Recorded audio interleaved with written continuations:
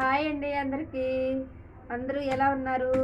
అయితే మేమైతే చూపి విష్ణు చింతకాయ పచ్చడికి తొక్కుతున్నానండి. చింతకాయలని అయితే ఇగో చూసారా, చింతకాయలు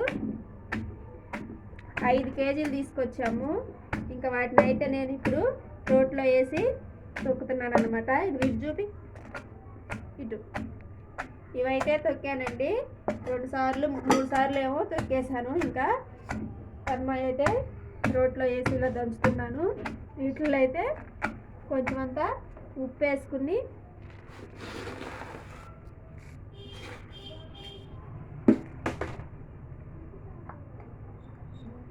పసుపు కూడా వేసుకుంటున్నాను. ఇవి వేసుకుని కచ్చాబిచ్చాగా తొక్కుతున్నాను అనమాట. రోట్లో ఇలా తొక్కి కొన్ని రోజులు అలా ఉంచి మళ్ళీ తర్వాత గ్రైండర్ వేస్తారనమాట. మా అమ్మ గ్రైండర్ చేసిద్ది. ఇదండి వ్లాగు, చూసారు కదా. Bye bye. వీడియో కానీ నచ్చితే లైక్ చేసుకోండి ఫ్రెండ్స్.